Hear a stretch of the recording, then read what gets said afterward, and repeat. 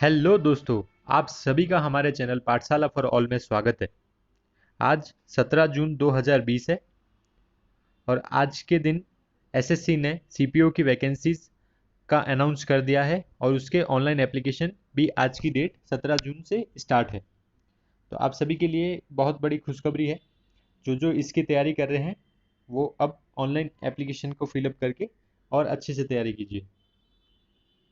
जैसा कि आप नोटिफिकेशन में देख सकते हैं कि sub inspector in Delhi police and central armed police forces examination 2020, इसको जो अगर आपको ऑनलाइन एप्लीकेशन अगर फिलअप करना है तो 17 जून आज की डेट से 16 जुलाई 2020 तक आप ऑनलाइन फॉर्म भर सकते हैं।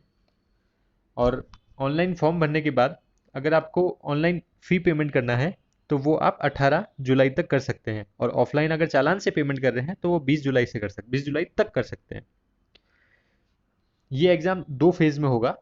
फेज़ फर्स्ट जो कि paper first and paper second, दोनों ही कंप्यूटर बेस्ड एग्जामिनेशन है। जो पेपर 29 सितंबर से 5 अक्टूबर के बीच में होगा और जो पेपर सेकंड है वो 1 मार्च 2021 को होगा।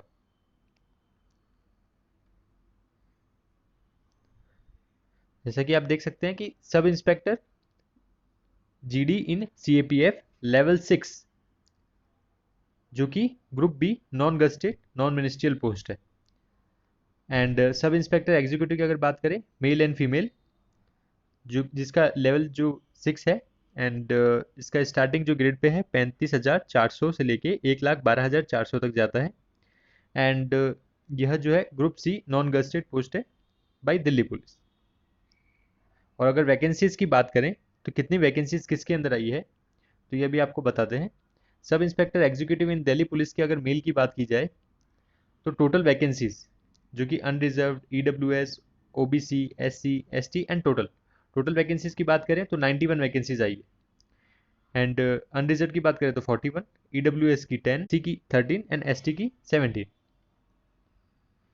And sub inspector executive in Delhi police female की अगर बात करें तो टोटल वैकेंसीज 78 है, जो कि अनरिजर्व की 35, ईडब्ल्यूएस की 8, ओबीसी की 17, एससी की 12, एसटी की 6।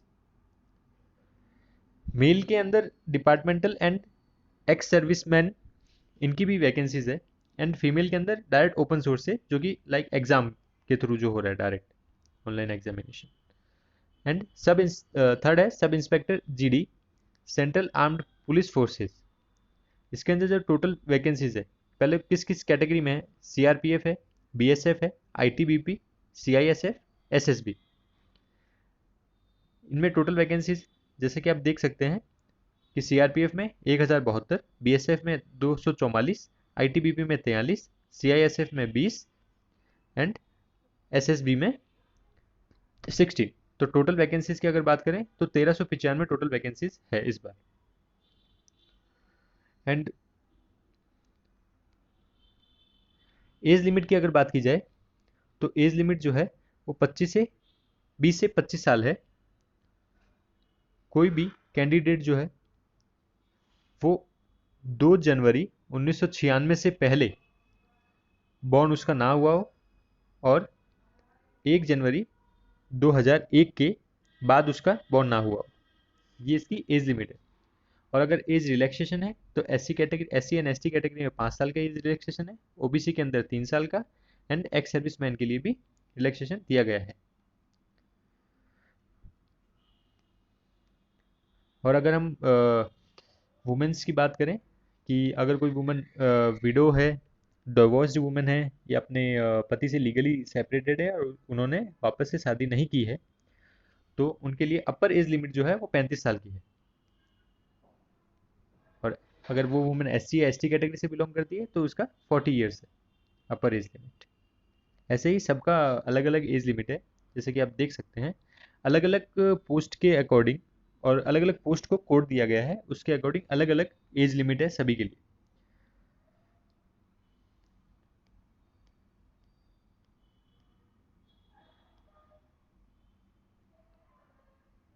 अब बात करते हैं एजुकेशन क्वालिफिकेशन की, जो कि सबसे पहले बैचलर डिग्री या उसके इक्विवेलेंट कोई डिग्री आपके पास होनी चाहिए, और यह जो है 1 जनवरी 2021 तक आपके पास अवेलेबल होना चाहिए। अगर किसी का ग्रेजुएशन अभी कंप्लीट नहीं हुआ है और डिग्री इस तारीख से पहले 1 जनवरी 2021 से पहले अगर आपको मिल जाती है तो आप इसके लिए अप्लाई कर सकते हैं।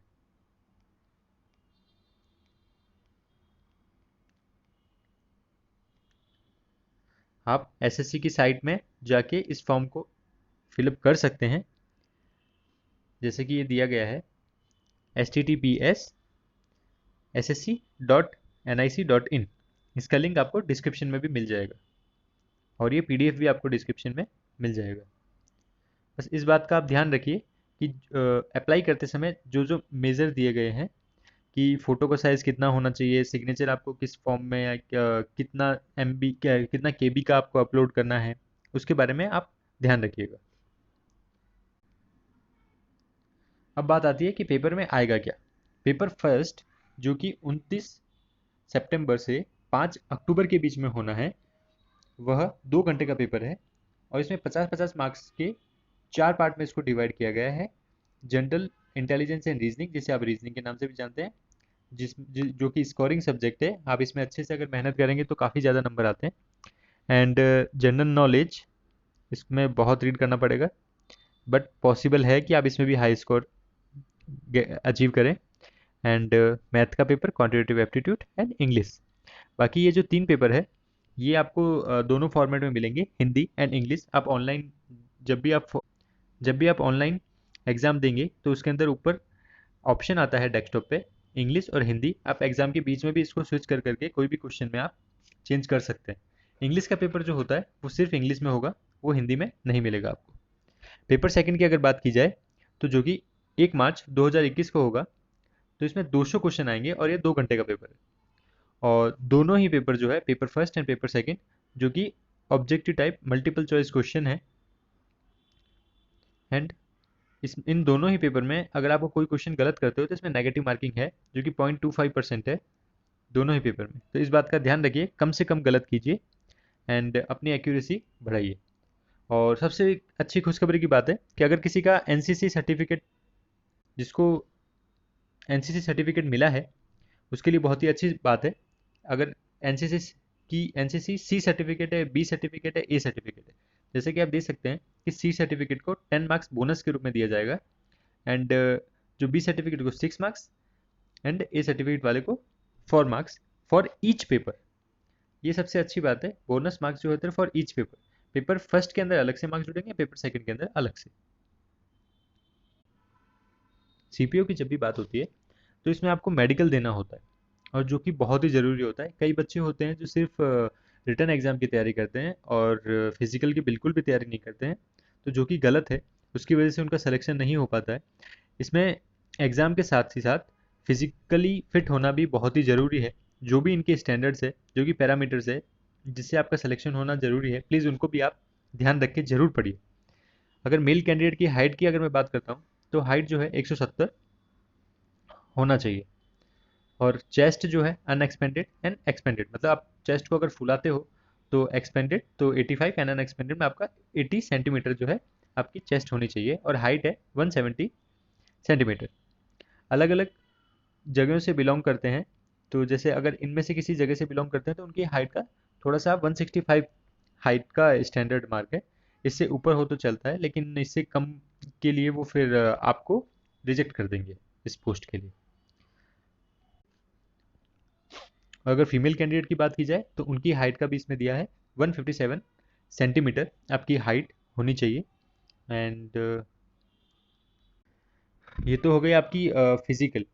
देन इसमें और क्या क्या टेस्ट किए जाएंगे, अब ये देखिए। फिजिकल एंडोरेंस टेस्ट की अगर बात की जाए तो इसमें एक टेस्ट है कि उसके अंदर मेल कैंडिडेट जो है और फीमेल कैंडिडेट दोनों का अलग अलग टेस्ट होता है।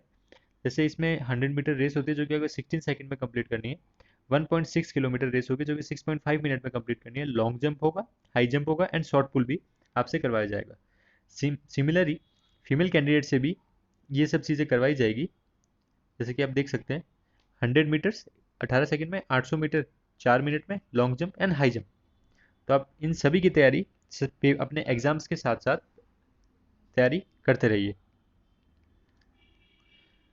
और इसमें आपका बाद में मेडिकल एग्ज़ाम भी होता है, तो इसमें आप आई साइट का बहुत ज़रूर ध्यान रखिए, क्योंकि आजकल के टाइम में आई साइट मोस्टली लोगों की थोड़ा वीक है। तो आप पहले अपना आई साइट चेक करा लीजिए, देन इस एग्ज़ाम को अगर आप फुलफिल करते हैं इनके क्राइटेरिया को, तो आप ज़रूर इस एग्ज़ाम को दीजिए। और टैटूज़ के बारे में भी इसके अंदर बताया गया है कि कौन से टैटूज़ परमिसिबल है। ऐसा नहीं है कि सारे तरीके के टैटूज़ परमिसिबल नहीं है। इसमें कंटेंट क्या है, अगर कोई रिलीजियस है तो भी वो अलाउ है, एंड लोकेशन के ऊपर भी है। तो ये आप इसको भी रीड कर लीजिएगा।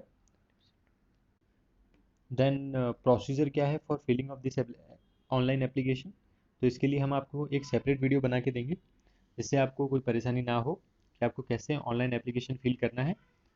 तो वो सब आपको एक सेपरेट वीडियो में बता दिया जाएगा। तब तक के लिए धन्यवाद।